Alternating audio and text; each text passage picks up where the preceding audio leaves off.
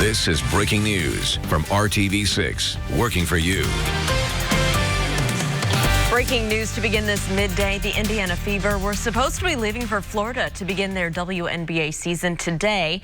That's now been delayed after two Fever players tested positive for COVID-19. The Fever announcing that the positive tests happened this morning, and the team didn't release the identities of the players. The team issued this statement and said, after consultation with the WNBA and the league health officials to ensure all players and staff are healthy and as safe as possible, the team is expected to arrive at IMG Academy later this week, end quote. The academy is in Bradenton, Florida, and that's where the WNBA is scheduled to play its entire abbreviated season. Now, COVID-19 is also impacting the attempt to restart the NBA season down in Orlando. ESPN is reporting that at least two teams have shut down their practice facilities after a recent round of coronavirus testing. We also know that Pacers star Victor Oladipo has already says he does not plan on playing that 8-game restart when it begins on July 30th. Of course, we'll keep you updated on the latest with that, but right now we do want to welcome you to the news at noon. I'm Lauren Casey, and Todd Clausen is standing by with me here in the studio today. And Todd, I think you came to the studio just to get out of the heat, because we know it's always cold in here. You know, it is nice. It is nice and cool in here. And any way you can beat the heat, I encourage you to do it here throughout the day today, whether that's air conditioned, finding a public place that has air conditioning if you don't in your home, or maybe finding a pool or something to sit by, because look at these temperatures at the noon hour. Already 92 degrees in Lafayette, 88 in Greencastle, 85 in Indianapolis. Little cooler here where we've dealt with some rain throughout the morning hours, but Bloomington's at 88. You factor in the humidity, and it feels like 96 degrees right now in Lafayette. Heat index values over 90 for everybody except, again, where we have that rain-cooled air. Here's the view from IMS back towards downtown Indianapolis. You see the haze. That's the humidity or the moisture that's in the air. And here's what's left of this little complex of storms that kind of hung together across parts of the southeastern portion of the state. Otherwise, everybody else is enjoying sunshine going forward throughout the remainder of the day. I am expecting some additional isolated storms to flare up in this high humidity, high temperature air mass. About 93 degrees for your high temperature today. We'll keep it in the 90s for much of this week. More on that forecast for you, Lauren, coming up in just a few minutes. Todd, thank you. The new COVID-19 numbers for Indiana are just in, and after an increase over the weekend, the number of new cases took a turn for the better. The state health department says 330 new cases of the coronavirus were reported today, along with 5 new deaths. The report came after more than 1,000 new cases of COVID-19 had been reported in the state over the previous 2 days. And the coronavirus did not take the holiday weekend off this time. The U.S. hit a record with more than 48,000 new cases reported in just 24 hours. More than 130,000 Americans have now died. And as ABC's Rena Roy tells us, the South and the West continue to see those major surges. As 37 states see an increase in cases, there's now extra concern after many Americans gathered across the country to celebrate Independence Day. Thousands headed to beaches in New Jersey and Delaware. In Diamond Lake, Michigan, hundreds partied without masks or social distancing. Meantime, in New Hampshire, things were busy but spread out. July 4th weekend, people wanted to get out and enjoy themselves a little bit, and I thought overall the nation did pretty well, but of course, the number of cases continue to rise. 9 states reported record numbers of new cases over the weekend, including Florida, with more than 21,000 new cases Saturday and Sunday. People are dying. People are getting sick with a disease that we right now are still trying to find out how to even find a cure for it. Texas, another hotspot, saw record high hospitalizations. In Houston, Texas Medical Center says the ICU capacity is at 98%. Arizona also running out of ICU beds. We opened way too early in Arizona. In California, the LA County Health Director says there might not be enough beds for a COVID surge, requesting hospitals implement decompression plans to handle the stress on capacity. But President Trump is still claiming the steady climb in cases is a result of increased testing. This just a day after he addressed thousands of supporters at Mount Rushmore, few wearing masks. We have tested almost 40 million people. By so doing, we show cases, 99% of which are totally harmless. But health experts are refuting that claim, including the FDA commissioner. Any case we don't want to have in this country. Any death, any case is tragic. And we want to do everything we can to prevent that. The facts on this are really quite clear. The reason we're seeing an increase in cases is because we're seeing an increase in infections, not because we're doing more testing. President Trump is expected to hold another campaign rally on Saturday in New Hampshire. It will be outdoors and masks will be provided but not required, like his other rallies during the pandemic, where many were seen without face coverings. Rena Roy, ABC News, New York. New this midday, police in California have arrested a suspect in the murder of an 18-year-old in Speedway that happened last month. Speedway police say the 20-year-old suspect was arrested in San Bernardino, California earlier today. He will face a murder charge for the June 20th shooting death of Jay Sean Walker. Police believe that Walker was targeted by the suspect when he was killed at the Legend at Speedway Apartments on Sumter Street. It's a ruling that could have an impact on the race for the White House. Today, the Supreme Court ruled unanimously that states can require presidential electors to back their state's popular vote winner in the Electoral College. The ruling leaves in place laws in 32 states, including Indiana. Those laws force the electors to vote for their state's popular vote winner. In 2016, a handful of electors from other states voted for someone other than their state's winner.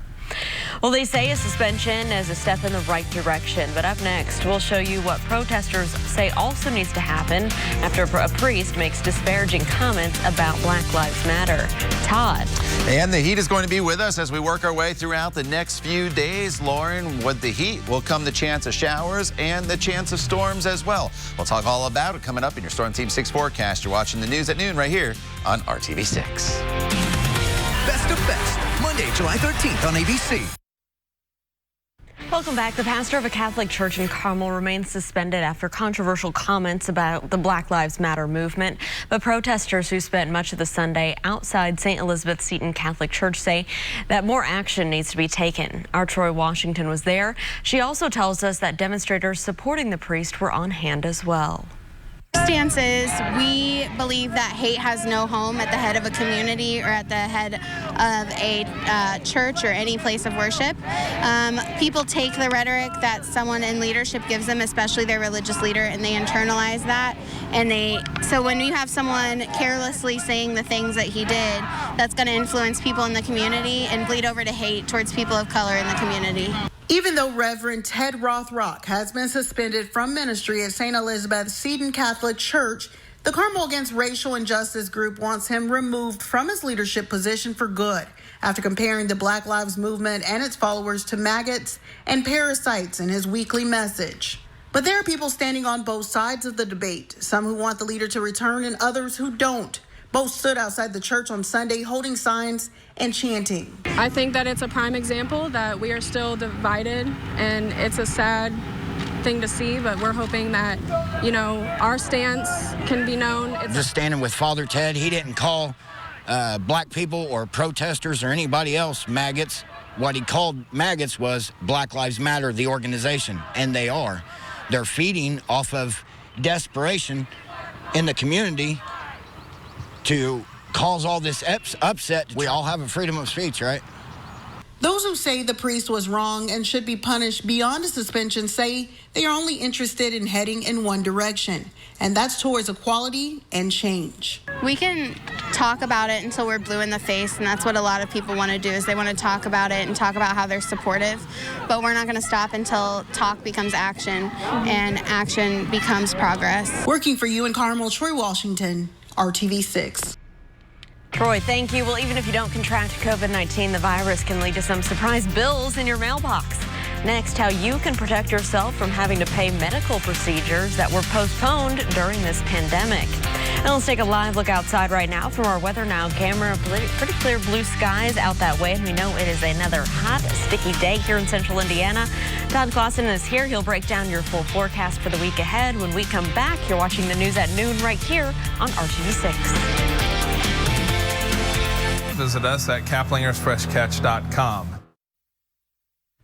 Welcome back. COVID-19 can impact your wallet sometimes, even if you don't contract the virus. Scripps reporter Jonathan Walsh has a story from a man in Ohio who tested negative, but he still may be out a lot of money in medical bills.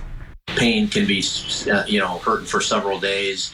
It kind of is always there. 63-year-old Tom Stoop from North Royalton hurts in more ways than one. The hospital's really trying to, take advantage of me. Tom had scheduled a hip surgery at University Hospitals in late March. Coronavirus hit. UH then canceled his surgery.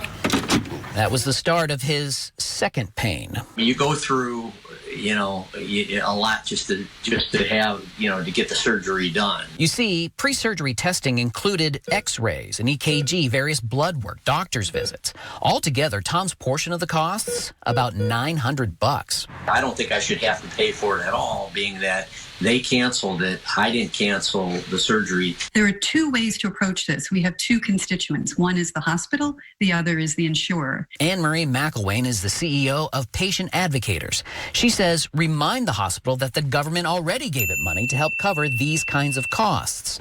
Or you can negotiate to have the hospital just take the insurer's costs and not charge you above that. And you can use your leverage at this time when hospitals financially need procedures like this. I really want this surgery, but I also could go elsewhere. I don't want to go elsewhere. I like my doctor. I like the hospital. So could we work this out so that it's a win-win on both sides? Now, if you're talking to your insurance company, be sure to mention that the government has already encouraged companies to forgive patients' costs when it comes to coronavirus treatments. This isn't technically a COVID treatment. However, it is a COVID-related charge. Tom scheduled a new surgery for July 8th. He's worried about paying for some of the same pre-surgery tests and visits he did the first time. There's no guarantee that they might cancel again, is the other thing, which, I would hope not. And on top of all of that, Tom says he's been recently laid off. Not working right now and stuff like that. The money is tight.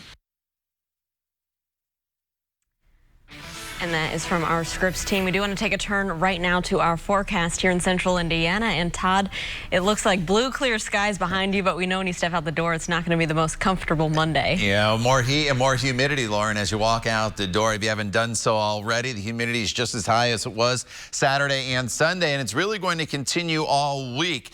Both the heat, humidity, and the chance of storms. It's really not until maybe Sunday that we get a little bit of relief. Heat index values will be near 100 at times. And then there's basically a daily chance of some isolated storms. So I know it's hot, but we're nowhere close to a record. The record high for the day today is 93, or the forecast high rather is 93. The record high is 105, and that was set back in that really, really hot July of 2012 when we hit 105 two times that month. So the record is not in jeopardy, but it is uncomfortable. 88 right now in Greencastle, 85 in Indy as well as Terre Haute, 88 Bloomington, Lafayette is at 92. You factor in that humidity and heat index values for almost all of central Indiana. Feels like it's in the 90s. Again, these will be pushing 90 degrees, especially up here to the north. And this is a little rain-cooled area off to our south. So once those clouds move out, for those of you in Greensburg, North Vernon, over towards Connorsville and Richmond, your temperatures will shoot up very quickly once you get back into the sunshine. Highs today right around 95 in Lafayette, 93 in Indianapolis, 91 in Peru. So you definitely need to hydrate. If you are going to be out and about, make sure you drink plenty of water here throughout the afternoon and into the evening hours. Here are those storms that faded away. We had a couple very early this morning over towards Nashville. Then they kind of combined with that over towards the Cincinnati area. But we are expecting additional storms to start to flare up during the peak heating of the day. Don't really see anything right now, but these isolated downpours will be possible throughout the afternoon hours. There's no real area that has a better chance than others. We're just all kind of in this same air mass. So they'll start to build. You'll notice the clouds. They'll rain. You'll get some lightning, probably no severe weather, and then they kind of rain themselves out and they move on. So just know they're a possibility throughout the afternoon hours. But once the sun starts to set, which is about 9:15, and that's when we'll start to see these fade away pretty quickly, and temperatures will still be in the 80s later on this evening. Now, tomorrow tomorrow we do it all over again. We start off with the hazy sunshine. Temperatures will be in the 70s to get us going on Tuesday, up to 93 degrees. Some spotty storms will build throughout the afternoon hours. And looking ahead even further as we work our way into Wednesday, Thursday, and Friday. Thursday's probably potentially the hottest day with a high temperature of 94 degrees. And then Friday's the day where the storms are potentially going to be the most numerous across the area.